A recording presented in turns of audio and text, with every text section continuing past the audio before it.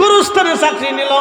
গোরস্থানে চাকরি নেওয়ার পরে মানুষ মারা যাইতো, কবর খুঁজতো, ওখানে কবরস্থ করা হতো, পয়সা করে যা পাইতো কোনো রকম চলতো। কিন্তু এলাকায় মহামারী লেগে গেল। মহামারী লেগে গেল। হামান আর ফেরাউন দুইজনে চিন্তা করলো, মহামারী তো লাগছে, ব্যবসা আমাদের ভালো। কি বুঝলেন? ব্যবসা ভালো, মহামারী তো লাগছে, ব্যবসা আমাদের ভালো। এবার একটা কাজ করা যায়। বলে কাজটা কি? বলে আমরা বেশি করে এবার ট্যাক্স আদায় করব। যারা মানুষ মারা যাবে কবরস্থ করতে হলে পয়সা বেশি করে দিতে হবে। তারা ট্যাক্স বাড়াই দিল, টাকা বাড়াই দিল। কবর দিতে হলে এত টাকা দেওয়া লাগবে। ঢাকা শহরে অনেক গোরস্থানে দেখবেন কবরও দিতে হলে টাকা দিতে হয়। টাকা, ভালো পয়সা গুনতে হয়, নাহলে কবর দিতে দেবে না। চিন্তা করেন গোরস্থানের জায়গার দাম কত। সব সিটারি ব্যবসা, গোরস্থানেও সিটারি আছে। হাই হাই, বন্ধু খুব মনোযোগ দেন। হামান আর ফেরাউন দুইজনে মিলে গোরস্থানের ট্যাক্স বাড়াই দিল। এইভাবে মহামারীতে বহু মানুষ মরতে লাগলো। একটা পর্যায়ে তারা অনেক ধনী হয়ে গেল। ধনী শুধু হয় নাই, ধনী আল্লাহ বানাইতে বানাইতে মিশরের বাদশা আল্লাহ বানাই দিল ফেরাউন রে। ফেরাউন কয়, দোস্ত রে, তোরও তো আমি ছাড়তে পারবো না, তুই আমার ছোটকালের দোস্ত, আই দুইজনে মিলে আমরা দেশ শাসন করি। ফেরাউন হয়ে গেল বাদশা, আর ফেরাউনের দোস্ত হামান রে বানাইলো প্রধান উজির। দুই বন্ধু দেশ চালাইতে চালাইতে চালাইতে চালাইতে অনেক বড় প্রভাবশালী বাচ্চা হয়ে গেল, ধনী বাচ্চা হয়ে গেল, একেবারে আমেরিকার মতো হয়ে গেল। আমেরিকার মতো যখন হয়ে গেল, তখন এই ফেরাউনরা হামানে কয়, আরে বন্ধু, তুমি তো অনেক বড় বাচ্চা হয়ে গেছো, তাহলে এখন তুমি নিজের খোদা দাবি করতে পারো, তুমি এই দেশের খোদা। তখন ফেরাউন প্রলোভনে পড়ে কয়, আমি বিরাট বড় খোদা। জোরে বলবেন কি নাউজুবিল্লাহ। আনা রাব্বুকুমুল আলা, একবার জোরে কন্যা নাউজুবিল্লাহ। আমি সবার বড় খোদা, বড় খোদাই নিজের দাবি করলো। আল্লাহ মুসা আলাইহিস সালাম রে তার কাছে পাঠাইলাম, মুসা তারে দাওয়াত দাও, তারে বুঝাও, তারে বুঝাও, তারে বুঝাও, তারে বুঝাও। আল্লাহ কিন্তু হঠাৎ করে ফেরাউন রে একেবারে পানির মধ্যে চুবায় মারে নাই। আল্লাহ মুসা আলাইহিস সালাম তার কাছে দাওয়াত পাঠাইছে, তারে বুঝাও, তারে বুঝাও, তারে দাওয়াত দাও, তারে দাওয়াত দাও, তারে দাওয়াত দাও, তারে বুঝাও, তারে দাওয়াত দাও, তারে বুঝাও। এই আমার দিকে তাকান, ভালো করে তাকান। এই সারা দুনিয়াতে সনাতনী হিন্দু আছে না? আল্লাহ ইচ্ছা করলে পুরা হিন্দু গ্রাম আগুন দিয়ে পুরে ভূমিকম্প দিয়ে ধ্বংস করে দিতে পারতেন না? তো করেন না কে? পরীক্ষা দেখি, তারে আমি 60 বছর হায়াত দিয়েছি, দেখি 100 বছর হায়াত দিয়েছি, দেখি 100 বছরে সে আমার দিকে ফিরে আসে কিনা। আল্লাহ জানে তার ভবিষ্যৎ কি হবে, তারপরও আল্লাহ সুযোগ দিয়ে রাখছে যাতে কিয়ামতের ময়দানে বান্দা বলতে না পারে, রব তুমি তো আমার সুযোগ দাও নাই, আমি যদি সুযোগ পাইতাম তো আমি মুসলমান হইতাম।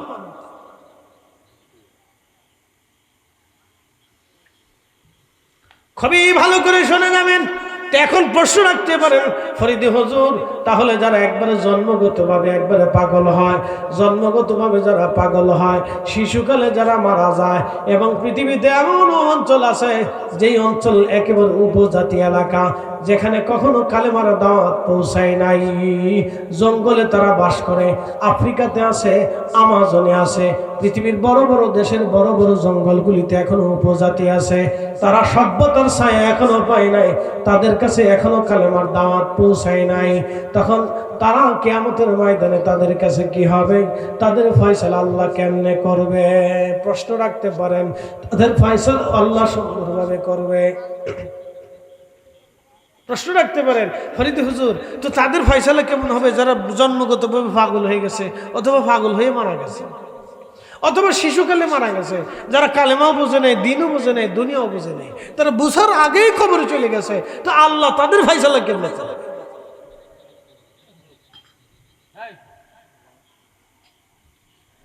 হ্যাঁ মুসল্লিরা বসে পড়ো, বসে পড়ো, মুসল্লি বালা চুপচাপ খাড়া খাড়া ওয়াজ করতেছে, মারহাবা কর। না না, একসাথে বলেন, জোরে বলেন মারহাবা। ওরা আজকে শুনবে, কালকে ওরা মাহফিল করবে, আমরা মেড ইন কবর। কি কথা কন না, গো টু কবর। কবর আমরা সব কবরে চলে যাবো। আশেপাশে গোরস্থান আছে, জোরে বলেন আছে। বয়স কত গোরস্থানের? বয়স কত? কত বছর হবে? কত? 100, 200, আরো বেশি না? সর্বনাশ, মাশাআল্লাহ। তো 300-400 বছর আগের কবর, তো 300-400 বছর আগের গোরস্থান এখানে। বলেন তো 400 বছর আগে যারা কবর দিয়েছিল তার কবরের পাশে কয়জন দাঁড়ায়? কেউ আছে? নেই। তো ঠিক আগামী 100 বছর পরে আপনাদের কবরের পাশেও দাঁড়ানোর কেউ নাই। ঠিক 200 বছর পরে আমার কবরের পাশে দাঁড়ানোর কেউ নেই। তো কে দাঁড়াবে? ওই জগতে আপনার আপন কে হবে? কে সেই দিন আপনাকে তরাবে? তিনিই তরাবে, তিনি দেখতে আসবে, তিনি টেনে নেবে, তিনি কাছে নেবে, তিনি পরিচয় দিবে, তিনি বলবে রব আমার উম্মত, তিনি বলবে আল্লাহ আমার উম্মত মাফ করে দেন, আল্লাহ সে গুনাহ করছে আমার উম্মত মাফ করে দেন, আমি তোর হাত ধরেছি আপনি ক্ষমা করে দেন, আল্লাহ আমি তোর মাফ করে দিয়েছি আপনি মাফ করে দেন। তিনি রাহমাতুল লিল আলামিন, তিনি রাহমাতুল লিল আলামিন, তিনি হাবিবুল্লাহ, তিনি শাফিউল মুসলিমিন। ওই নবীর গোলামি আমাদের করে যেতেই হবে। হাত উঁচু করে বলেন ঠিক না বেঠে? কার গোলামি করবেন না তো শয়তানের গোলামি করবেন? ওনারটাই করে যান, ওনারটা করে যান, যারটা করলে লাভ হবে তারটা করে।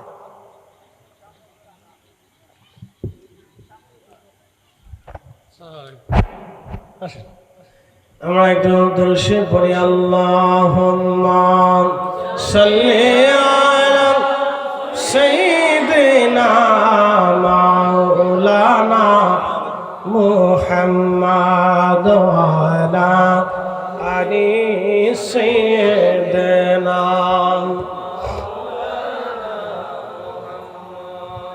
তুমি আল্লাহর প্যারা হাবিব, তোমার তুলনা নাই কেউ আর, তোমার মতো আকাশ ভ্রমণ করেনি কোনো পয়গম্বর।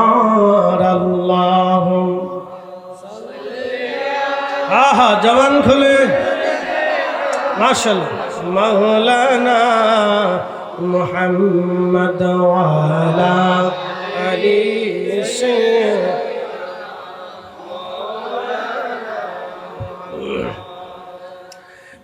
মিরের খেলবাসী, রাঙ্গুনিয়াবাসী, খুবই মনোযোগের সাথে শুনবেন বাবাজি আমার। তো এই সমস্ত মানুষের কিভাবে আল্লাহ কিয়ামতের ময়দানে সালিশ করবে, বিচার করবে? যে সমস্ত বাচ্চারা উপযুক্ত হওয়ার আগে, বালিগ হওয়ার আগে মারা গেল, ওরা আল্লাহর আদালতের সামনে দাঁড়িয়ে যাবে। যে সমস্ত পাগলগুলি আল্লাহ পাগল অবস্থায় দুনিয়ার থেকে চলে গেল, ওরাও আল্লাহর সামনে দাঁড়িয়ে যাবে।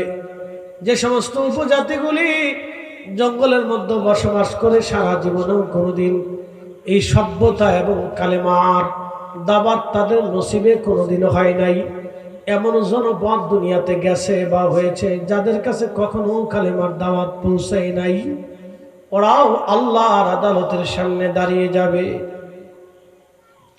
আল্লামা ইমাম আব্দুর রহমান জালালউদ্দিন সুয়ুতি রাহিমাহুল্লাহ, বিশ্ববিখ্যাত মুহাদ্দিস, ইলমের এমন কোন শাখা নাই যেখানে ইনি কিতাব লিখে না গেছে।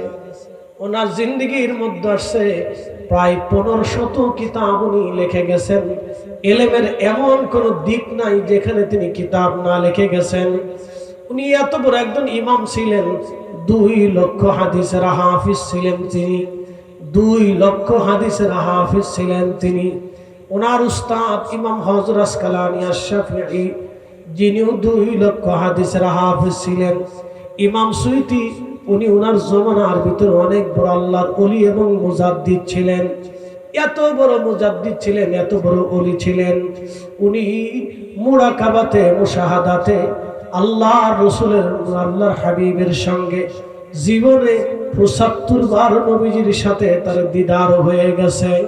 শুনলে খুশি হবেন, উনি সেই মহান ইমাম যিনি মিলাদুন নবী, ঈদে মিলাদুন নবী সাল্লাল্লাহু আলাইহি ওয়াসাল্লামের উপরে কিতাব লিখে এই উম্মতকে তিনি ধন্য করে দিয়ে গেছেন। যারা মিলাদুন নবীর বিরোধিতা করে তারা হযরত ইমাম সুয়ুতির জুতা টানার যোগ্যতা রাখে না। কথা বলেন ঠিক কিনা? নেই, পৃথিবীতে কোনো আলেম নেই না জুতা টানবে সেই যোগ্য কোনো আলেম নেই। এই মিলাদুন নবী মাহফিলের পক্ষে উনি কিতাব রচনা করে দিয়ে একেবারে সমাধান বাতলিয়ে দিয়ে গেছে। ওনাদের সমাধানের পরে আমাদের আর কারো সমাধানের প্রয়োজন নেই। কথা বলেন ঠিক কিনা? কোন মসজিদের খতিব সাহেব, ইমাম সাহেব কি বললো ওগুলি দেখার টাইমই নেই। কোন মাদ্রাসার মুহতামিম সাহেব, প্রিন্সিপাল, প্রধান ফকি, মুহাদ্দিস আর শাইখুল হাদিস, আর কোন দেশের এই মুফতি আজম কি বললো ওটা দেখার সময় নেই। আইম্মায়ে মুস্তাহিদিন সমাধান যেখানে দিয়ে গেছে আমাদের আর কারো সমাধানের প্রয়োজন আমরা মনে করি না। কথা বলেন ঠিক না বেটা?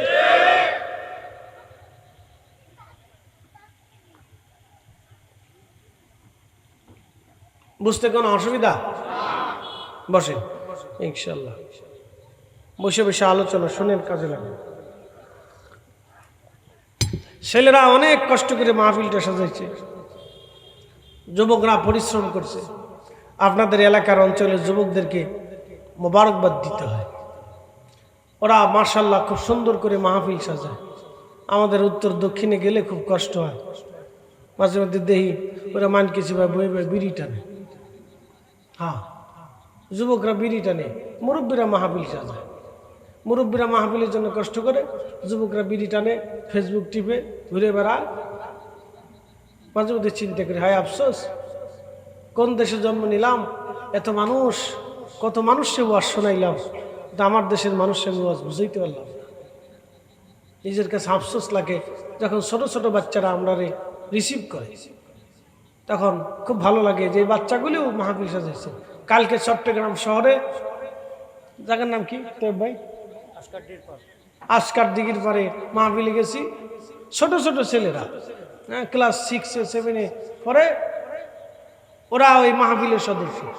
এক গ্রুপ এসে আমারে ফুল দেওয়ার লিগে, মাশাআল্লাহ, ওটা জুনিয়র গ্রুপ, জুনিয়র গ্রুপ, এরপরে সিনিয়র গ্রুপ আছে। জুনিয়র দিয়েছে আমার ফুল দিতে, বললাম মাশাআল্লাহ, এটা দেখতে ভালো লাগে। তো ওরা মাহফিল সাজাইতেছে, এটা খুব ভালো, আলহামদুলিল্লাহ। এই জন্য ওদেরকে উৎসাহিত করবেন, উৎসাহ দিবেন, অর্থ দিয়ে, বৃত্ত দিয়ে, পরামর্শ দিয়ে, ভালোবাসা দিয়ে। আর যদি সহযোগিতা না করেন তাহলে আল্লাহর আদালতে আপনাকে পরীক্ষা দিতে হবে। যাই তুমি কেন করো না, সেই দিন জবাব আপনাকে দিয়ে তারপরে যেতে হবে। মনে রেখেন, পরীক্ষা পরীক্ষা। বেটা ফতোয়া দিয়ে বন্ধ করতে চায়, ও নিজেও জানে না সে পরীক্ষায় পড়ে গেছে। ওনার ফতোয়ায় ঘোড়ার ঘাস কাটবে না কিয়ামতের মাঠে, ওইগুলো কাজ হবে না। একটা কথা মনে রাখবেন, রাহমাতুল লিল আলামিন সম্পর্কিত কোন নেক কাজকে কেউ যদি বিতর্কিত করার চেষ্টা করে তাহলে সে ভয়াবহ পরীক্ষার মধ্যে পড়ে গেল। কারণ মেহবুবে আলার সম্মানের দিকে তাকাইয়া আল্লাহ কিন্তু কাউকে ছেড়ে দেবে না, এটা মনে রাখবেন। রাসূল করিম সাল্লাল্লাহু আলাইহি ওয়াসাল্লামের মহান মর্যাদার দিকে তাকাইয়া সাহাবায়ে کرام পর্যন্ত হিমশিম খাইতেন। বড় বড় ওলি বুজুর্গরা দরবারে মুস্তাফাতে যে নিজের জুতা খুলে ফেলতেন। ইমাম মালিক ইবনে আনাস রাহিমাহুল্লাহ, তিনি বিশ্ববিখ্যাত সেই মদিনার ইমাম, এত বড় ইমাম, লক্ষ লক্ষ হাদিসের হাফিজ। মদিনাতে তিনি ইমামতি করতেন। 80 বছরের জীবনে কোনদিন নবীর ইজ্জতের দিকে তাকাইয়া একটা সেকেন্ডের জন্য মদিনাতে জুতা পরেন নাই, একটা বারের জন্য মদিনাতে থুতু নিক্ষেপ করেন নাই, একটা মুহূর্তের জন্য মদিনার হাউদের ভিতরে, সীমানার ভিতরে। মদিনার সীমানা কতদিন? মদিনাতুল মুনাওয়ারা মসজিদে নববী থেকে একেবারে যদি আপনি মদিনা ইউনিভার্সিটি পর্যন্ত যান, ওয়াদি আল মুবারাক, মদিনা ইউনিভার্সিটির সামনে একটা ওয়াদি আছে, একটা উপত্যকা আছে, একটা ছোট্ট খাল আছে, ক্যানেল আছে, নদী আছে, এটাকে বলা হয় ওয়াদি আল মুবারাক। এটা আরেকটা নাম ওয়াদি আল আকিক। সেখান থেকে পাথর থেকে আকিক পাথর তৈরি করা হয়। সেই ওয়াদি আল মুবারাক, ওয়াদি আল মুবারাকের পরে যে মদিনা ইউনিভার্সিটি, তার পরে যাওয়ার পরে স্থান হচ্ছে মদিনার হাউদ, মদিনার সীমানা, একবার উহুদ পাহাড়ের শেষ সীমানা পর্যন্ত মদিনার হাউদ। অথচ এই পুরা রাস্তা তিনি পায়ে হেঁটে, যে খালি পায়ে হেঁটে মদিনার হাউদের বাইরে যে পেশাব পায়খানা করতেন। জীবনের ৮০টা বছর এইভাবে কাটিয়ে দিয়েছেন শুধু দরবারে মুস্তাফার ইজ্জতের দিকে তাকাইয়া। আর আপনি আসছেন মিলাদুন নবী সাল্লাল্লাহু আলাইহি সাল্লাম, আমার রাসূল সম্পর্কিত মাহফিল বন্ধ করার জন্য। লজ্জা করা উচিত উম্মতের,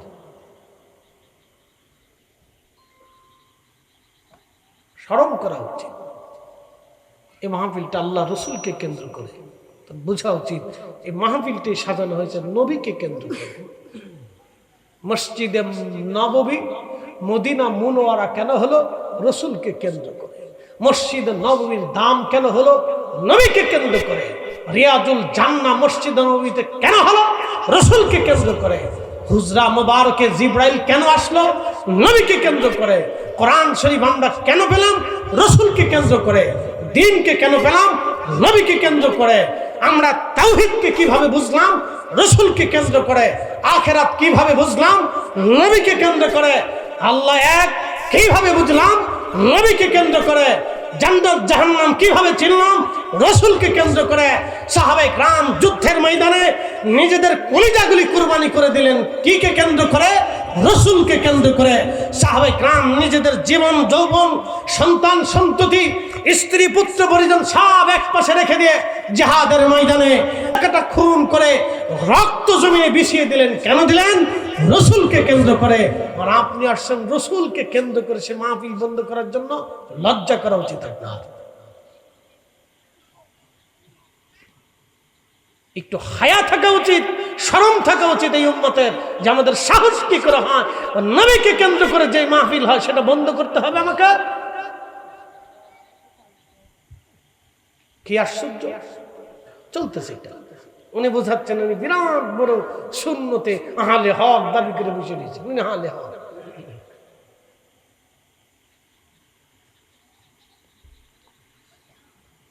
প্রিয় উপস্থিতি হাজিরিন, খুবই মনোযোগের সাথে শুনবেন। আমি যে কথা বলছিলাম কিয়ামতের ময়দানে মাহশরের মাঠে সেই দিন সবাইকে আল্লাহ ডাক দিবে, পাগলকে ডাক দিবে, যাদের কাছে কালেমার দাওয়াত পৌঁছায়নি আল্লাহ তাদেরকেও ডাক দিবে।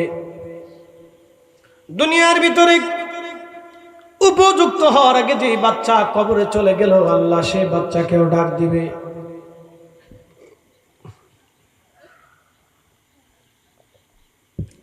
সেই বাচ্চাটাকে ডাক দিও আল্লাহ পাক এদেরকে এক জায়গা করবেন। এক জায়গা করে আমার রব ডাক দিবে, হে বান্দারা, হে শিশু বাচ্চা, হে আমার বান্দা, তুমি কেন দিন মানো নাই? কেন আমি আল্লাহ মানো নাই?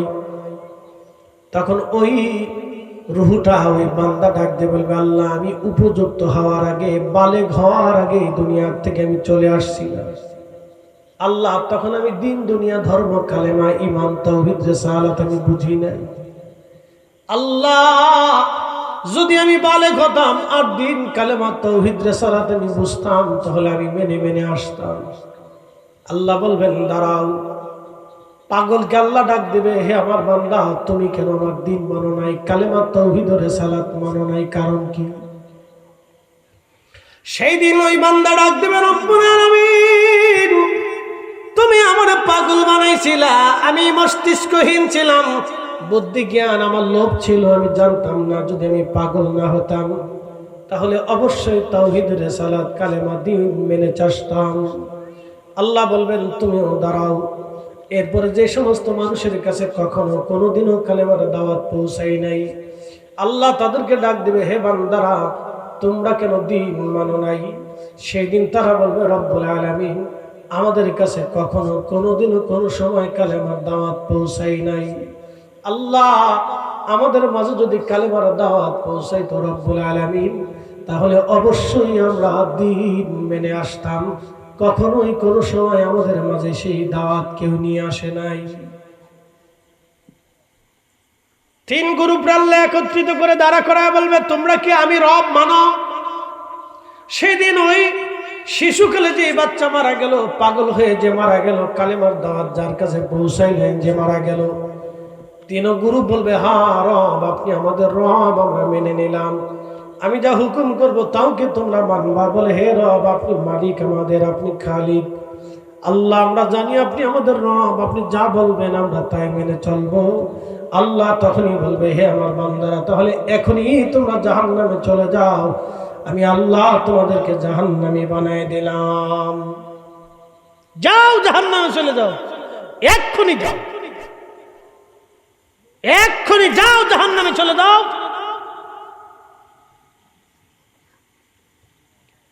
ওই সময় এই তিন গ্রুপ বান্দা পরীক্ষার মধ্যে পড়ে গেল। একসাথে বলবেন আল্লাহু আকবার। কিসের মধ্যে পড়ে গেল? পরীক্ষা। এখন আমরা কিসের মধ্যে আছি? পরীক্ষা। জোরে কোন না, কিসের মধ্যে আছি? জোরে বলেন। আজকে পরীক্ষার ওয়াজ করতেছি। আজকের ওয়াজ হলো পরীক্ষার ওয়াজ। আমাদের জিন্দেগিটাই পরীক্ষা। আমরা এখানে বসে আছি পরীক্ষা। জিন্দেগিটা পরীক্ষার ভিতরে আল্লাহ ফেলে দিয়েছে, পরীক্ষার ভিতরে আছি আমরা। সেই সময় কিয়ামতের ময়দানে ওই তিন গ্রুপ আল্লাহ পরীক্ষার মধ্যে ফেলে দিলেন। আমরা এখন পরীক্ষার ভিতরে আছি, দুনিয়াটা পরীক্ষার জায়গা। মনে রাখবেন, সেই সময় আল্লাহ বলেন, যাও, এক্ষুনি তোমাদেরকে জাহান্নাম দিয়ে দিলাম, এক্ষুনি দৌড় দিয়ে জাহান্নামে চলে যাও। তখন এক দল দৌড় দিবে জাহান্নামের দিকে, আর এক দল দাঁড়ায় থাকবে। জাহান্নামের দিকে একদল দৌড়ায় দৌড়ায় যাচ্ছে, রব হুকুম দিছে চলে যায়, সাথে সাথে দৌড় মারছে। আর এক দল দাঁড়ায় আছে। দাঁড়ানো দলকে আল্লাহ বলবেন, হে আমার বান্দারা, তোমরা কেন দাঁড়ায় আছো? আয় বান্দাগুলি বলবে, রব্বুল আলামিন, তুমি তো আমাদের রব, কিন্তু আল্লাহ জাহান্নাম তো কঠিন শাস্তির জায়গা, আমাদের ভয় লাগে। আল্লাহ, আমরা ভয় পাইতেছি, জাহান্নামে যাইতে মন চায় না। আমার আল্লাহ তখনই ডাক দিবে, বান্দারে, ও বান্দা, ও বান্দা, আজকে আমারে দেখছো, আমার হাসর দেখছো, আমার জাহান্নাম দেখতেছো, জান্নাত দেখতেছো, আমার সব তুমি না দেখতেছো, ফেরেশতা দেখতেছো। আজকে হাসরের মাঠ কায়েম হয়ে গেছে। বান্দারে, আমি আল্লাহ সরাসরি হুকুম পাওয়ার পরেও তুই আমার হুকুম মানিস নাই, হুকুম না মেনে দাঁড়ায় আসিস। তোরা দুনিয়াতেও আমার হুকুম মানতি না, অতএব এক্ষুনি যা, তোদেরকে জাহান্নামী বানায় দিলাম। তোরা আমার কখনোই মানতি না, এখন যেহেতু মানো নাই, তখনও মানতা না।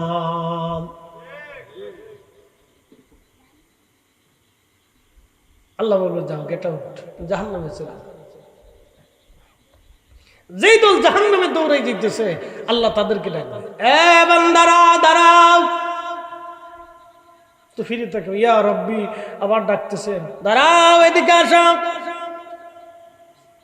রবের সামনে দাঁড়িয়ে যাবে সাজদায়, বলে, ইয়া রব, আপনি আমাদেরকে ডাকতেছেন, বান্দা জাহান্নামে কেন যাও? বলে, আল্লাহ, আপনি আমাদের রব, আপনি হুকুম করেছেন, আপনার হুকুম আমরা কিভাবে অমান্য করতে পারি? আল্লাহ,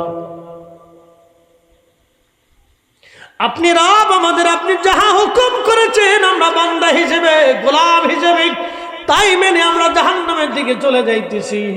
আমার আল্লাহ ডাক দিবে, বান্দারে, তোমাদের পরীক্ষায় তোমরা পাশ করেছ, তোমরা আজকে হাসরের ময়দানে যেহেতু আমার হুকুম মেনেছ, দুনিয়াতে তোমরা আমার হুকুম মানতে যাও, তোমাদেরকে আমি জান্নাতি বানাই দিলাম, ক্ষমা করে দিলাম, তোমরা জান্নাতে চলে যাও, জাহান্নামে যাওয়া লাগবে না।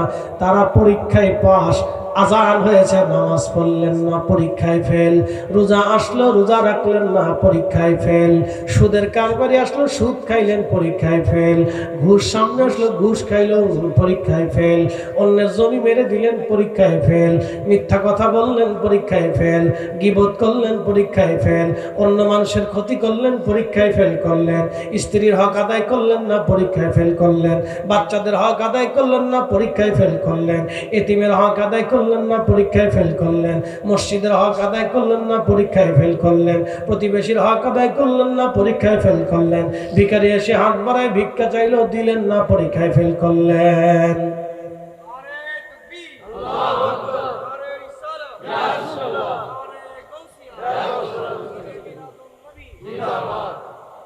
পরীক্ষায় ফেল, পরীক্ষায় ফেল। করবেন না ইবাদত, করবেন না গোলামি, পরীক্ষায় ফেল। পরীক্ষায় ফেল করছেন আপনি, পরীক্ষায় ফেল, পরীক্ষায় পাস করা লাগবে। এই জন্য প্রত্যেকের জীবনের ক্ষেত্রে নেকামল, নেকামল, নেকামল, নেকামল। আল্লাহ বলেন ইন্নাল্লাযীনা আমানু ওয়া আমিলুস সালিহাতি উলাইকা হুম খায়রুল বারিয়া। ইমানে আমলে, ইমানে আমলে, ইমানে আমলে। আগে ইমানের কথা বলছে, এজন্য আমরা সুন্নি সুন্নি করি, কথা কন না, ঠিক কিনা? ইমানে আমলে, ইমানে আমলে, জোরে বলেন ইমানে আমলে, জোরে বলেন ইমানে আমলে, আরো জোরে বলেন ইমানে আমলে। এজন্য ইমান আহলে সুন্নাত ওয়াল জামাত, জোরে বলেন ইমান আহলে সুন্নাত ওয়াল জামাত। এটা ইমানের সাবজেক্ট। ইমান হচ্ছে আহলে সুন্নাত ওয়াল জামাত, এটা হলো ইমানের সাবজেক্ট।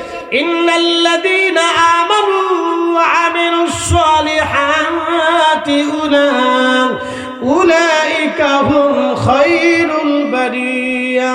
ইমানে আমলে, ইমানে আমলে যারা পাকা, আমার আল্লাহ বললেন দুনিয়ার জগতের মধ্যে তারা সেরা, তারা শ্রেষ্ঠ, তারা সেরা, তারা সম্মানিত। জাযাউহুম ইনদা রাব্বিহিম জান্নাতু আদনিন তাজরি মিন তাহতিহাল আনহারু খালিদিনা ফিহা আবাদা।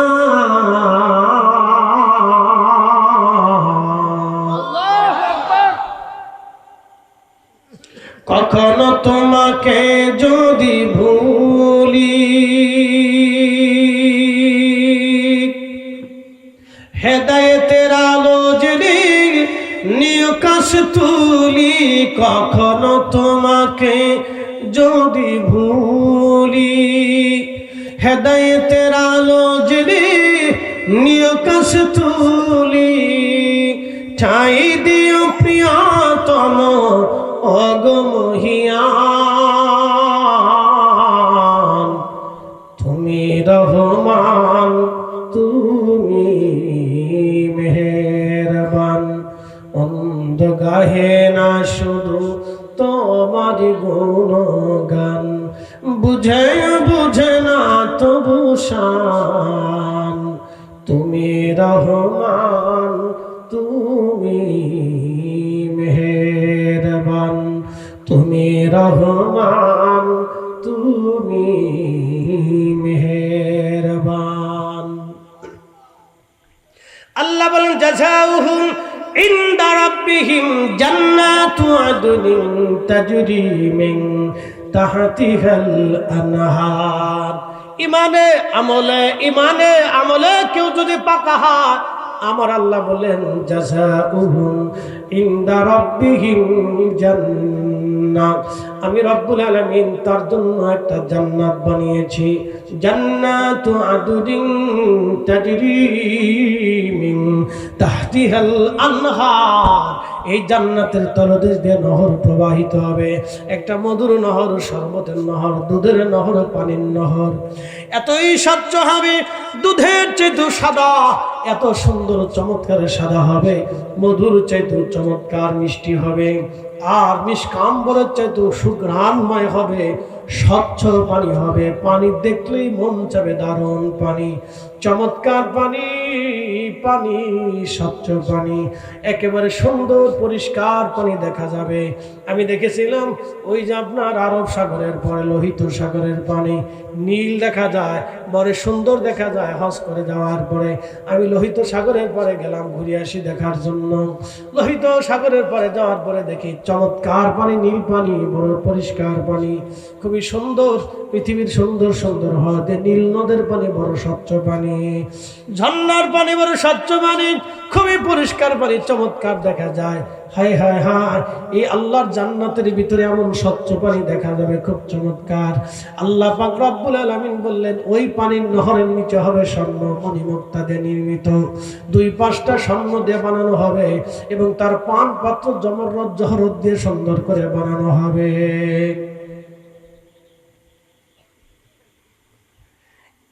এই জান্নাতের তলদেশ দিয়ে নহর প্রবাহিত হবে। কতদিন তোমরা এই জান্নাতে থাকবা? আমার রব আমার আল্লাহ বললেন খালিদিনা ফিহা আবাদা, চিরদিন জান্নাতে থাকবা, চিরদিন।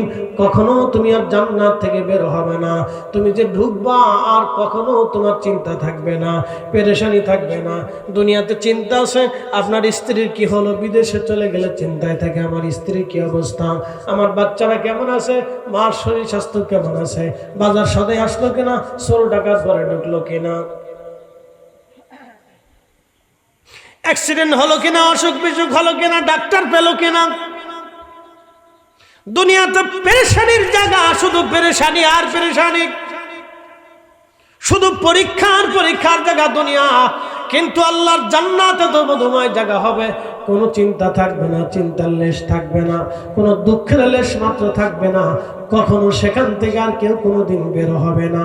একবার ঢুকবে একেবারে আবাদুন আবাদা, কখনো সেখান থেকে আর বের হবে না।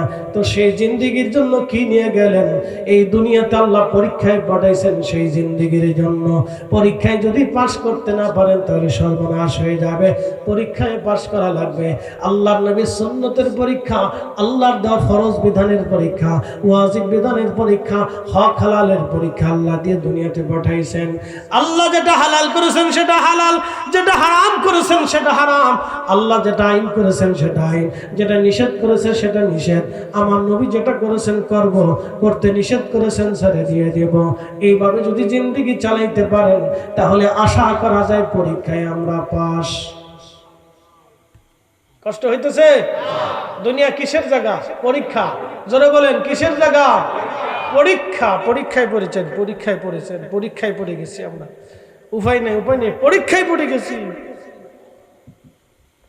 অনেক বড় পরীক্ষার ভিতরে পড়ে গেছি, পাস করতে হবে। এই জন্য সিলেবাস কমপ্লিট করেন। বলে হুজুর সিলেবাস কি? আল্লাহর কোরআন, রাসূলের সুন্নাহ। এই দুইটা হচ্ছে জিন্দেগির অনেক বড় সিলেবাস। কমপ্লিট করতে থাকে, কমপ্লিট করে নি সিলেবাস, নাহলে মুশকিল আছে, অনেক বড় মুশকিল। বাঁচার রাস্তা নেই। বলেন মৃত্যু থেকে কেউ বাঁচতে পারে?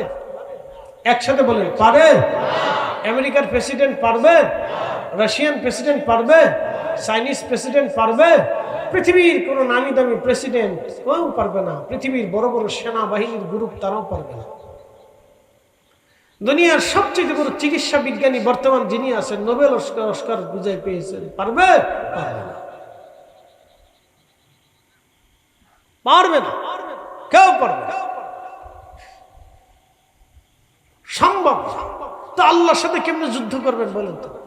বলে হুজুর আল্লাহর সাথে মানুষ কিভাবে যুদ্ধ করে? হ্যাঁ, আপনি যখন হাইয়া আল্লাহ সালাম বলার পরে মসজিদে না যায় দোকানে বসে বসে চা খান, বিড়ি টানেন, তখনই আপনি আল্লাহর সাথে যুদ্ধ করতেছেন। যখনই আল্লাহ সুদ হারাম করে দিয়েছে আর আপনি সুদ খাচ্ছেন, তখনই আপনি আল্লাহর সাথে যুদ্ধ করতেছেন। যখনই আল্লাহ হারাম ঘুষ নিষেধ করে দিয়েছে তখন আপনি সেটা খাচ্ছেন, তখনই আপনি আল্লাহর সাথে যুদ্ধ করতেছেন। যখনই অন্যের জমি আপনি জোরপূর্বক খাচ্ছেন, দিচ্ছেন না বুঝিয়ে, অন্যের টাকা নিয়েছেন মেরে, দিচ্ছেন না বুঝিয়ে, তখনই আপনি আল্লাহর সাথে যুদ্ধ করতেছেন। মানুষ আল্লাহর সাথে যুদ্ধ করে? হ্যাঁ, যুদ্ধ করে। তখনই আপনি আল্লাহর সাথে যুদ্ধ করতেছেন। প্রিয় উপস্থিতি হাজিরিন, কেউ আল্লাহর সাথে যুদ্ধ করে কোনোদিন কেউ টিকবে না, টিকা সম্ভব হবে না। এই জন্য দুনিয়াটা পরীক্ষার জায়গা। এই জন্য পরীক্ষার জায়গা। আল্লাহ পরীক্ষা করার জন্য দুনিয়াতে পাঠিয়েছেন। আল্লাহ আরো বলে দিয়েছেন, বান্দারে যদি ভালো না লাগে তাহলে আমার সালতানাত থেকে বের হয়ে চলে যাও। আল্লাহর সালতানাত থেকে বের হয়ে যাওয়ার কোনো সুযোগ আমাদের নাই। পরীক্ষা দিতে হবে, পরীক্ষায় পাশ করা লাগবে। আল্লাহ আমাদের পরীক্ষায় পাশ করার তৌফিক দান করুন। জোরে আওয়াজ তুলে বলেন আমিন। একটা ঘটনা বলে আপনাদের কাছ থেকে বিদায় নিই। ইমাম জৌজি রহিমাহুল্লাহ তিনি তিনার কিতাবের ভিতরে 900 বছর আগে একটা কৌল লিখছে, একটা ঘটনা লিখছে, একটা কাসাস লিখছে। মিশরীদেরকে, মিশরী বাচ্চাদেরকে ফেরাও বলা হতো। ফারাও, ফারাও, ফারাও বা ফেরাও, ফেরাউন যেটাই বলেন আর কি। তো মিশরের বাচ্চাদেরকে, মিশরী বাচ্চাদেরকে ফেরাউন বলা হতো। আমাদের এই অঞ্চলের আগে বাচ্চাদেরকে মুঘল সালতানাত, ব্রিটিশ নবাবী নবাব বলতো না, এরকম বিভিন্ন এলাকার বাচ্চাদের বিভিন্ন ধরনের নাম আছে। যেমন উসমানীয় সালতানাতকে উসমানীয় বলা হতো, এরপরে সেলজুকদেরকে সেলজুকি বলা হতো, উমাইয়াদেরকে উমাইয়া বলা হতো, আব্বাসীয়দেরকে আব্বাসী বলা হতো, ফাতিমীয়দেরকে ফাতিমীয় বলা হতো। এরকম বিভিন্ন সাম্রাজ্যের নাম আছে। তো আগের যুগে মিশরের বাচ্চাদেরকে ফেরাউন বলা হতো। মনোযোগ দেন। তো এই মিশরি বাচ্চাদের জমানাতে একটা রেওয়াজ ছিল। রেওয়াজ হলো এই বাচ্চারা খুব জালিম ছিল, খুব জালিম ছিল আগে থেকে, মারাত্মক জালিম ছিল। আরবে কিছু কিছু বাচ্চা ছিল খুব ভালো, আবার কিছু কিছু বাচ্চা ছিল মারাত্মক জালিম। আগের যুগে এরকম আসতো, বাচ্চা কোনোটা ভালো ছিল, কোনোটা জালিম ছিল। এখন যেমন এই যে দেখেন না, জালিম আছে, ফিলিস্তিনিদেরকে প্রতিনিয়ত মারতেছে, ওরা জালিম, মারাত্মক জালিম। তবে তাদের ধ্বংস আসবে। কি আসবে? না, জোরে বলেন, কি আসবে? একসাথে বলেন, কি আসবে? বুঝতেছেন না? এত শিশু মারা যাচ্ছে, এত শিশুকে মেরে ফেলতেছে, ক্ষুধার্ত অবস্থায় মারতেছে। আজকে খবরে দেখলাম, এমন বম্পিং তাদের উপর করা হইতেছে। কোন বোম জানেন? যে বোমগুলি হচ্ছে একবার ক্লাস্টার বোমা। এই আপনার বড় বড় কি বলে, ভিতরের যে গর্ত, ভিতরে সেনাবাহিনী গর্ত করে মাটির নিচে থাকে, এই সমস্ত ভেঙে ফেলে দেওয়ার বোমাগুলি তাদেরকে মেরে মেরে প্রত্যেকটা বিল্ডিং গুলি নিশ্চিহ্ন করে দেওয়া হচ্ছে। কঠিন কঠিন বোমা, তাদের যে কি হালত আছে। সাংবাদিকরা তো সাংবাদিকও মেরে ফেলতেছে। কোন সাংবাদিক যদি ফটো সংগ্রহ করে, ভিডিও করে, তো তারে গুলি করে মেরে ফেলে দেয়। পরিস্থিতি খুব তাদের জন্য ভয়াবহ। তবে আল্লাহর পক্ষ থেকে এই জুলুমের খুব কঠিন একটা প্রতিদান আসবে, অবশ্যই আসবে। কঠিন একটা প্রতিদান আসবে। আল্লাহ তাদের বিরুদ্ধে এমন এক প্রতিদান দিয়ে দিবে, যেটা পৃথিবী বিশ্ববাসী বছরের পর বছর দেখতে থাকবে। খুব মনোযোগ দেন। তো মিষ্টি বাচ্চারা খুব জালিম ছিল, ফেরাউনরা। তো তাদের একটা রেওয়াজ ছিল, তারা কোনো মুসলমানদেরকে পাইলে, কোনো ইমানদার পাইলে তাদেরকে ধরে ধরে এনে শুয়োরের গোশত খাওয়াইত। শুয়োরের গোশত খাইলে তাদেরকে ছেড়ে দিত, আর না খাইলে তাদেরকে মেরে ফেলত। আগে আমাদের দেশের জমিদারদের বাড়ির সামনে দিয়ে খালি পায়ে হেঁটে যেতে হইতো, কুন্নিশ করে তাদেরকে সেজদা করতে হইতো। এরকম রেওয়াজ ছিল না জমিদারদের? আজকে জমিদাররা আসেনি, কথা কেন না কেন আসেনি? জমিদারদের বাড়ি ঘরে এখন কুত্তায় বসবাস করে না, কুত্তাও যায় না, কুত্তায় যায় পেশাব করে, আমি একটু মুততে দিয়ে যাই। জমিদারদের বাড়িতে বহু মানুষ জুলুমের শিকার হয়েছে। কত বড় জুলুম ছিল জানেন? এলাকার সুন্দরী মেয়ে দেখলে তাকে ধরে নিয়ে যাইত, যতদিন ইচ্ছা ততদিন তাকে ধর্ষণ করত। এর চাইতে বড় জুলুম পৃথিবীতে কি হতে পারে? আজকে তাদের প্রাসাদগুলিতে, বিল্ডিং গুলিতে কুকুরে পেশাব করে, কুত্তায় পেশাব করে। মনে রাখবেন, প্রত্যেক জুলুম তার নিজের দিকে ফিরে আসে। প্রত্যেক জালিমকে আল্লাহ শাস্তি দেয়, প্রত্যেক জুলুমকে তার নিজের দিকে আল্লাহ ঘুরায় দেয়। যেই জাতি জুলুম করে সেই জাতির দিকে আল্লাহ সেই জুলুমকে ঘুরাই দেয়। এই জন্য এই আত্মা, এই চিন্তা, এই মানসিকতা মানুষের জীবনে যেন কখনোই না আসে। ক্ষমতা আসুক, সম্পদ আসুক, অর্থবিত্ত আসুক, যাই আসুক, সেজন্য কখনো জালিম না হয়। মনে রাখবেন, জালিম হইলে আল্লাহ তার দিকে সেটা ঘুরাই দেয়। উপস্থিতি তুমি মিষ্টি বাচ্চা, লম্বা পারবো না, আমার পরে তিনি আসলে আমি ছেড়ে দেবো, কারণ আমার একটা প্রোগ্রাম আছে। খুব মনোযোগ দেন। মিষ্টি বাচ্চা, এই যারা শুয়োরের গোশত খাইতো তাদেরকে ছেড়ে দিত, যারা খাইতো না তাদেরকে মেরে ফেলত। তো মিশরে জানতে পারলো একটা এলাকাতে তারা পাক্কা ইমানদার। ফেরাউন তাদেরকে ধরে নিয়ে আসছে। ফেরাউন ধরে আনার পরে ফেরাউন যখন তাদেরকে ধরে নিয়ে আসছে, তখন এই মহিলার 7টা সন্তান সহ মহিলাকে বলা হলো, তোমরা শুয়োরের গোশত যদি খাও তোমাদেরকে ছেড়ে দেব। মহিলা বলল, না, আল্লাহ যেটা হারাম করেছে, আল্লাহ যেটা হারাম করেছে সেটা আমরা কখনোই খাবো না। একসাথে বলবেন আল্লাহু আকবার। না, জোরে জোরে জোরে জোরে। কে হারাম করেছে? কে হারাম করেছে? আল্লাহ হারাম করেছে, আমি খাবো না। কে হারাম করছে? শুয়োরের গোশত কে হারাম করেছে? সুদের গোশত কে হারাম করেছে? ঘুষের গোশত কে হারাম করেছে? অন্যের টাকা মাইরে দিয়া, অন্যের জমি সম্পদ মাইরে দিয়া গোশত কে হারাম করেছে? কি কুকুরের গোশত কে হারাম করেছে? কোন তফাৎ নাই, বুঝে পারি না। আল্লাহ হারাম করেছে, আমি খাবো না। তো ফেরাউন বলল, যদি খাও তো তোমরা আমি প্রাসাদ বানাই দিব, প্রাসাদ তৈরি করে দিব, 12 বিল্ডিং বানাই দিব, আর তোমাদেরকে মাসিক মাসিক করে রাজকোষ থেকে অর্থ দিব। মহিলা বলল, তাও হবে না। ছেলেদেরকে বলল, তোমরা খাও। বলে, না, আল্লাহ যেটা হারাম করেছে সেটা আমরা খাবো না। 7টা ছেলে। ফেরাউন বলল, তাহলে সোজা আঙ্গুলে ঘি উঠতো না, ঘির ভিতরে সোজা আঙ্গুল দিলে উঠে না, তা আঙ্গুল একটু বাঁকা করতো। কেমনে বাঁকা করবো? মহিলাকে সামনে দাঁড়া করানো হলো, মহিলার ছেলেদেরকে দাঁড়া করানো হলো। বলা হলো, তোমরা যদি খাও তো তোমরা বেঁচে যাবে, আর যদি না খাও আমি মেরে ফেলবো।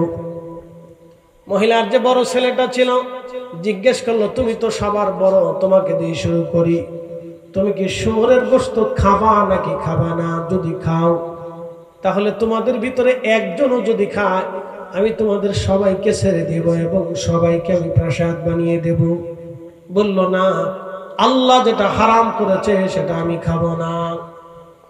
ফেরাউন বলল, সোজা আঙ্গুলে যেহেতু ঘি উঠবে না, তাহলে তাকে ধরে নিয়ে আসো। ধরে আনা হলো। শোনেন কিভাবে তাকে মারা হলো। সর্বপ্রথমে তার একটা আঙ্গুল কেটে ফেলে দেওয়া হলো। বললো, না, খাবো না। এইভাবে 10টা আঙ্গুল তার কাটা হলো। তার হাত কেটে ফেলে দেওয়া হলো, তার চোখ উঠিয়ে ফেলে দেওয়া হলো, তার কান কেটে ফেলে দেওয়া হলো। ধীরে ধীরে তার অঙ্গ প্রত্যঙ্গগুলি কেটে ফেলে দিয়ে তাকে হত্যা করা হলো। সে ধীরে ধীরে জীবন দিল, কিন্তু ঈমান দিল না। চিৎকার মেরে বলেন আল্লাহু আকবার। শাস্তিটা বুঝতে পারতেছে? ধীরে ধীরে কাটছে, একটা একটা একটা একটা একটা একটা করে কাটতে কাটতে কাটতে কাটতে পুরো বডি কেটে ফেলছে। খাই নাই। মেজো ছেলেটাকে ধরে আনছে, খাবা? মা কিন্তু স্থির, মা তখন স্থির, মার চোখে পানি নেই, হবে না। এবার মেজো ছেলেটাকে ধরে আনা হলো। বিরাট বড় কড়াইয়ের ভিতরে তেল ঢেলে দিয়ে আগুন ধরিয়ে গরম করা হলো। গরম করার পরে এই ছেলেটাকে বলা হলো, তুমি কি শুয়োরের গোশত খাবে? ছেলেটা বলল, না বাচ্চা, জীবন যাবে, আল্লাহ যেটা হারাম করেছে সেটা আমি কখনো খাবো না। তখন এই ছেলেটাকে হাত পা রশিতে বেঁধে দিয়ে উত্তপ্ত তেলের ভিতরে ধীরে ধীরে ধীরে ধীরে নামানো হলো। পা থেকে পুড়তে পুড়তে পুড়তে পুড়তে পুরা শরীরটা ভাজি হয়ে গেল। তারপর এই ছেলেটা ঈমান দেয় নাই। 3 নম্বর ছেলেটাকে ডেকে আনা হলো। বাকি 6 ভাইগুলি বসে বসে দেখতেছে, বাকি ভাইরা দাঁড়ানো আছে, মা দাঁড়ানো আছে। 3 নম্বর ভাইটাকে ডাকা হলো, তুমি কি শুয়োরের গোশত খাবে? তখন এই ভাইটা বলল, ফেরাউন তুমি দুর্বল আর আমার আল্লাহ সবল, আমি সবলের হুকুম বাদ দিয়া দুর্বলের হুকুম মেনে জাহান্নামে যাওয়ার বোকামি কাজ আমি আল্লাহর বান্দা হয়ে কখনোই করব না। আল্লাহু আকবার। তখন ফেরাউন বলল, কি বললি আমি দুর্বল? তো তোরে দেখাচ্ছি দুর্বল কিভাবে হই। ইমাম জাওজি রাহিমাহুল্লাহ লিখতেছেন, তখন তাকে শাস্তি দেওয়ার জন্য ফেরাউন তার মুখের চামড়া উঠাইলো। শুধু চামড়া মুখেরটা উঠাই নাই, একবারে মুখ থেকে মাথা থেকে পোড়া বডির চামড়া তার ছুরি দিয়ে কেটে কেটে কেটে কেটে চামড়া উঠাইয়া লবণ মেরে দেওয়া হলো। আল্লাহর বান্দা এইভাবে চিৎকার মেরে মেরে যন্ত্রণা নিয়ে নিয়ে শহীদ হয়ে গেল, কিন্তু বেঈমানের সামনে মাথা নত করে নাই। এইভাবে প্রত্যেকটা সন্তানকে মায়ের চোখের সামনে শহীদ করে দেয়া হলো। এবারে ছোট্ট বাচ্চা, যেটা কেবল ছোট্ট বাচ্চা, বালক,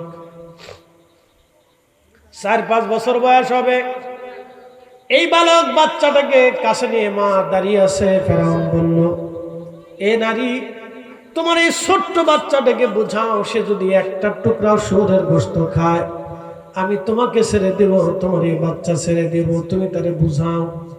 মা চিন্তা করলো, আমার বাচ্চাটা ছোট, যদি ফেরাউন ভয় দেখায়, ভয় পেয়ে গেলে যদি শুয়োরের গোশত খেয়ে ফেলে দেয়, তাহলে আমার এই বাচ্চাটা একেবারে পথহারা হয়ে যাবে।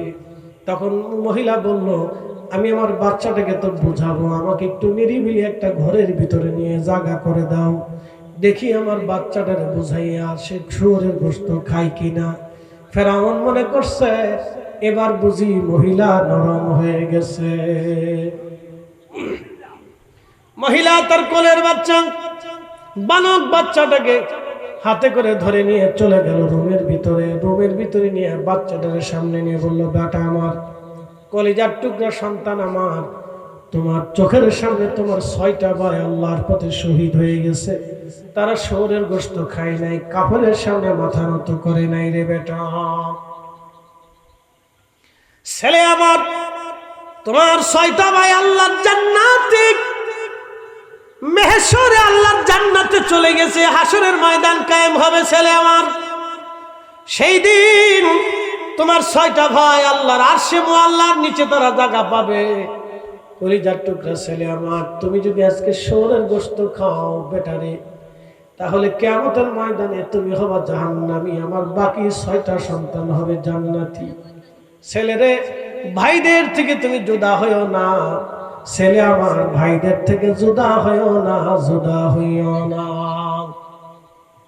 কলিজার টুকরা ছেলে আমার, আমি তোমার মা, তোমার বাকি 6 ভাইদেরকে আমি 2 বছর করে দুধ পান করিয়েছিলাম। ছেলেরে, তুমি ছোট ছিলা, তুমি একটু পুষ্টিহীন হয়েছিলা, তোমার পুষ্টি বাড়ানোর জন্য আমি মা তোমারে 4 বছর দুধ পান করিয়েছি। তোমার প্রতি আমার হক বেশি, অধিকার বেশি। ছেলে আমার, আমি মা বলতেছি, সাবধান, জীবন দিবা কিন্তু ঈমান দিবা না। তখন ছেলেটা ডাক দেখে, মা আপনি কি মনে করছেন আপনি কি মনে করছেন আমি ফেরাউনের কথায় শুয়োরের গোশত খাবো? আমি আরো চিন্তায় ছিলাম, আপনি নিয়ে আমারে ওই হারাম খাওয়ার জন্য আপনি পরামর্শ দেন কিনা। মা, চিন্তার কারণ নাই মা, আমার 6টা ভাই জান্নাতে চলে গেছে, আমি ওই জান্নাতেই যেতে চাই। ঈমান কাকে বলে? আমাদের সন্তানদেরকে এইভাবে শিখাইতে হবে। আমাদের দেশে এত দুর্নীতি কেন হয়, এখন তো চুরি কেন হয়? আমরা ছোটকাল থেকে শিখাই না তো। এগুলো সব পারিবারিক শিক্ষা, সব পারিবারিক শিক্ষা, পারিবারিক শিক্ষাই। আমি মালয়েশিয়াতে গেছি, মালাক্কা সাগরের পরে হুজুর গাউসে পাকের আওলাদের মাজার শরীফ জিয়ারত করতে যাব। তো পেশাবখানে ঢুকছি, ঢোকার পরে পেশাব করে বেরোয় দেখি টাকার বাক্সের ভিতরে সবাই টাকা দিচ্ছে পেশাব করে।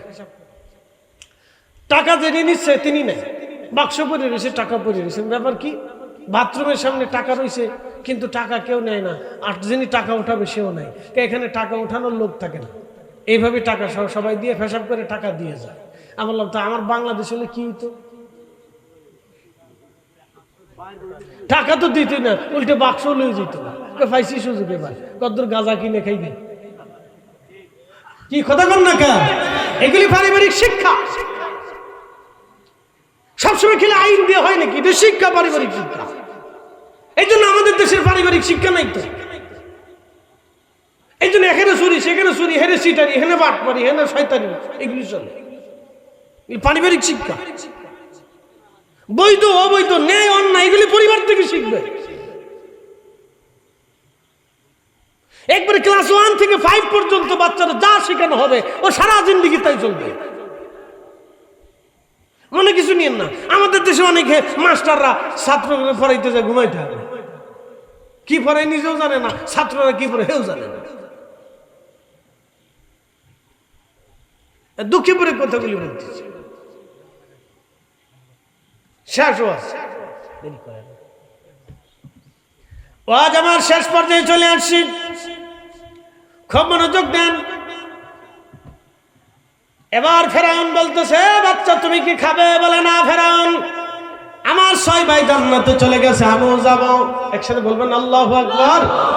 ফেরাউন এই ছেলেটাকে মেরে ফেললো।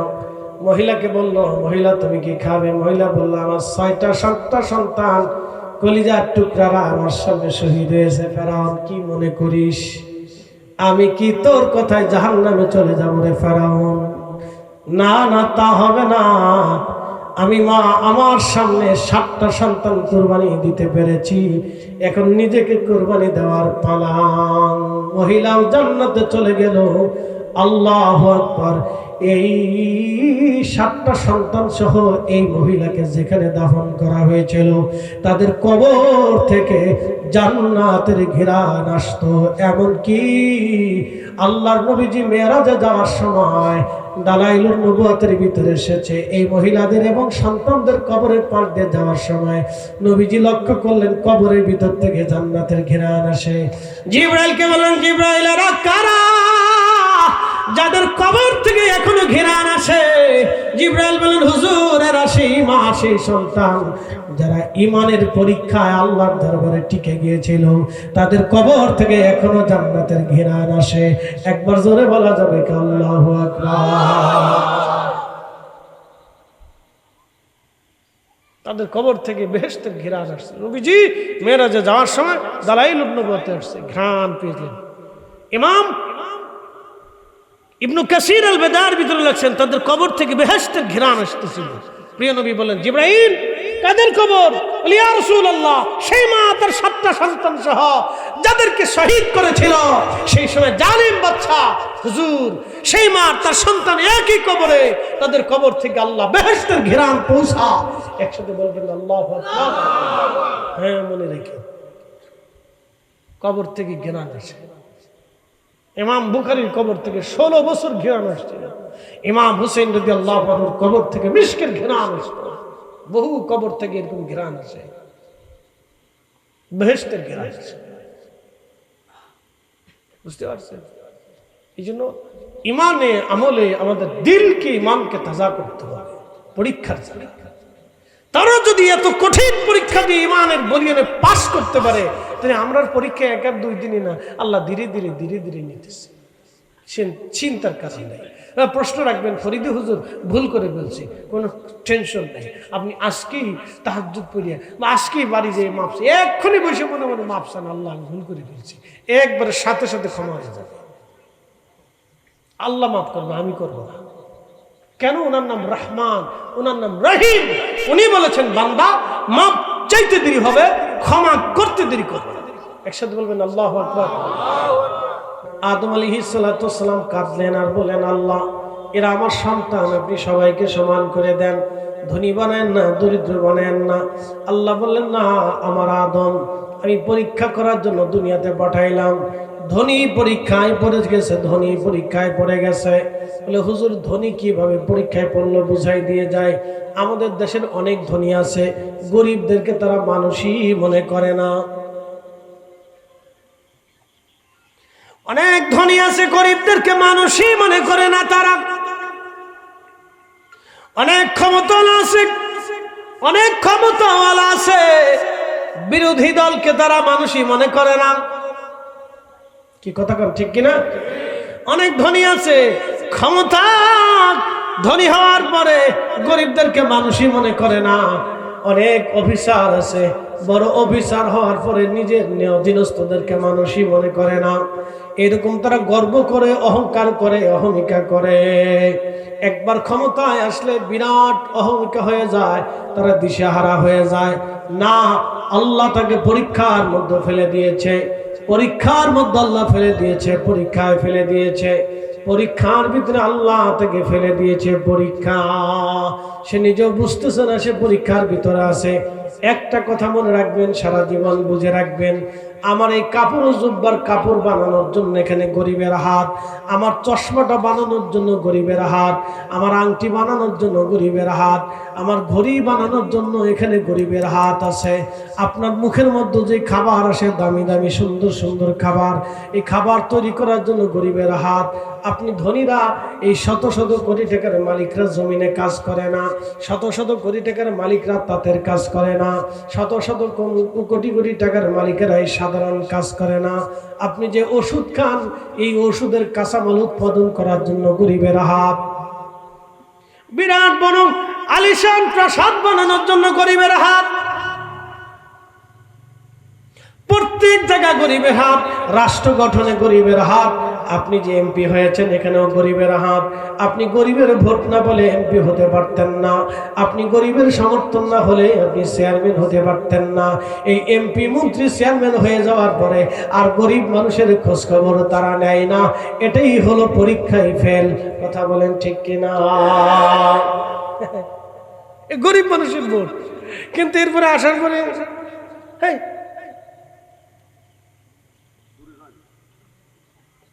ইস শয়তান হাসে গো, বাপরে বাপ, ও তো আমার স্মৃতি সিটা।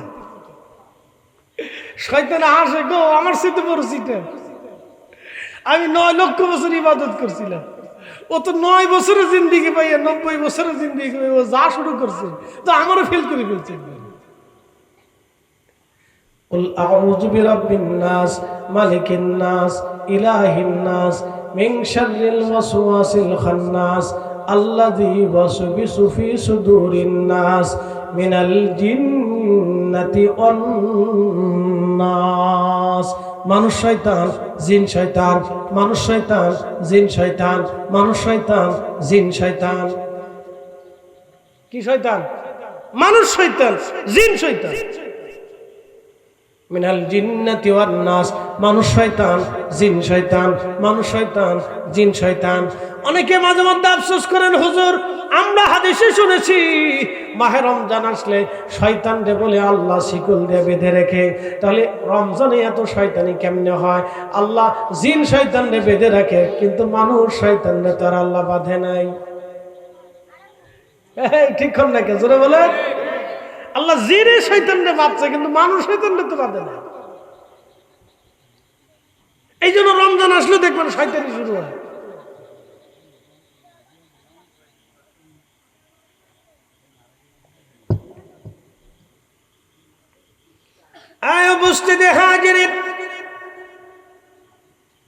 খুবই মনোযোগের সাথে শুনবেন। গ্রাম থেকে একটা ছেলে চলে গেল বিদেশে, অনেক টাকার মালিক হলো, আর গ্রামে আসে না। গরিব মানুষ দেখে না, খোঁজ খবরে নেয় না।